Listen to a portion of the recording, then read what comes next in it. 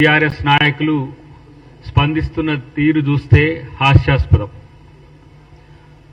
ఒకవైపేమో దేశం యుద్ధం వైపు పయనిస్తుంటే దానికి సంబంధించిన అంశాల్లో రాజకీయాలు పక్కన పెట్టి మనం దేశం కోసం ప్రతి ఒక్కరం ప్రభుత్వ నిర్ణయానికి కట్టుబడి ఉండాల్సిన సందర్భం ఇది. ఎందుకంటే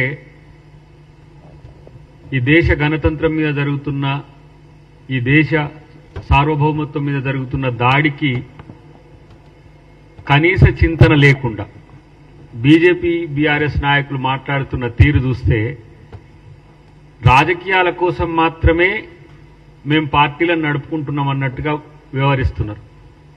సరే, రాష్ట్రాల్లో ఆ స్థాయి ఆలోచన ఉందా లేదా బీజేపీ బీఆర్ఎస్ నాయకులకు అనేది వాళ్ళు ఆలోచించుకోవాలి. కానీ కాంగ్రెస్ పార్టీ ఒకవైపు బీజేపీ ప్రభుత్వంతో విధానపరమైన అంశాల్లో విమర్శలు చేస్తున్నప్పటికి కూడా జాతి భద్రత గురించి, శాంతి భద్రతల గురించి, వాటి విఘాతం గురించి జరిగే అంశాల్లో దేశ భద్రతకు వచ్చే నష్టం విషయంలో మా నాయకులు, కేంద్ర నాయకులంతా కూడా ప్రభుత్వం తీసుకున్న నిర్ణయాలకు సమర్థిస్తున్న ఈ క్రమంలో ఒక ఏం పదం వాడాలి వాళ్ళు, పిచ్చి కుక్కల్లాగా ఈ అరుసుడు చూస్తే ఏమనుకోవాలనో అర్థం కావట్లేదు.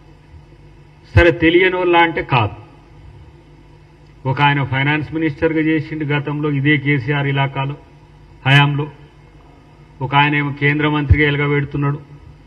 ఒక ఆయన ఏమో ముఖ్యమంత్రి కొడుకు, నేనే సగం ముఖ్యమంత్రి అని తిరిగిన ఆయన ఒక ఆయన ఇష్టానుసారంగా మాట్లాడుతున్నారు. ఇలా బీఆర్ఎస్ బీజేపీ నాయకులు మాట్లాడడానికి కనీసం బుద్ధితోనన్నా మాట్లాడాలి కదా.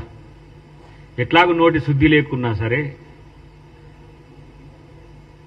ఆర్థిక విధ్వంసం, ఒక రకంగా చెప్పాలంటే ఆర్థిక విధ్వంసం, విస్ఫోటం ఈ రాష్ట్రంలో చేసిన బీఆర్ఎస్ ఇలా తగుదునమ్మా అని మాట్లాడుతున్నాడు. మనోనికేమో కాలుకు పుండైనా గుణమేం మానలే.